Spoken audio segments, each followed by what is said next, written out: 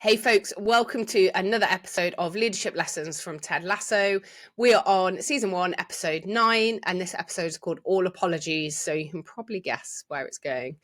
So in this episode, Ted makes a tough decision and it doesn't go to plan, but instead of brushing it off or making excuses, he focuses on apologising to his team. So our leadership lesson this week is all about taking accountability and apologising when you get things wrong. And we've talked about this a lot, that often as leaders, we feel like we need to have all the answers or always make the right call. But the truth is, no one ever does, right? No one knows all the answers. No one always makes a call, but it's how you handle that afterwards. Admitting it when we're wrong is one of the most effective ways we can build trust with our teams.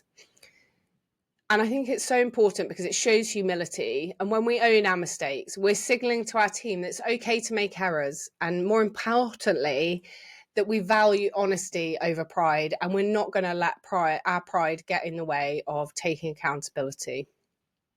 I know I've worked with leaders in the past who refuse to ever admit they were made mistakes. And it was one of the most frustrating things ever. And it can really create an environment where people feel afraid to fail to try new things. And even worse, they start to lose respect for that leader. But on the other hand, I've also worked with people who are exceptional at this. They are great at acknowledging when they've made missteps and talk about why.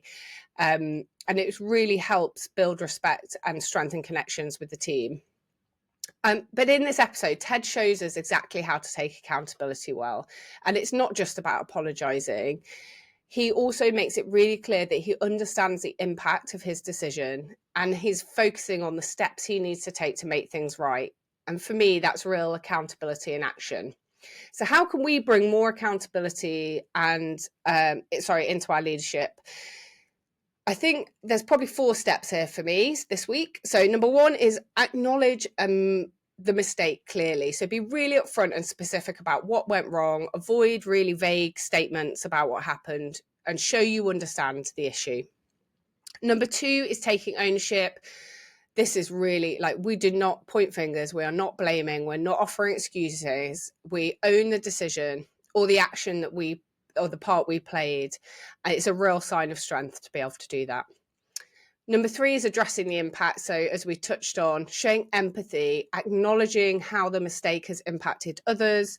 This demonstrates that you actually care about the fallout of that decision.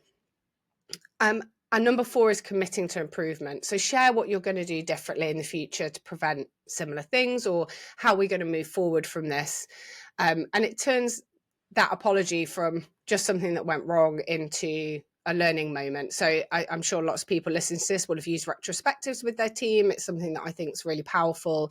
You should use when things are good or bad in your decision making.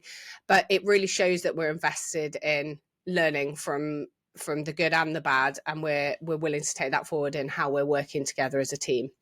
So my challenge to you as you head into next week is to think about a recent situation where something didn't go as planned.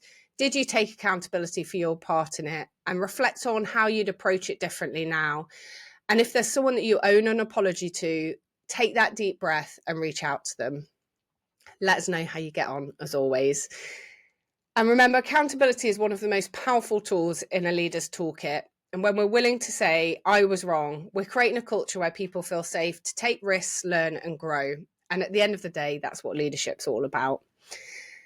So look forward to connecting with you again next week. Until then, stay humble, stay accountable, and as always, keep leading with heart. Have a great Friday.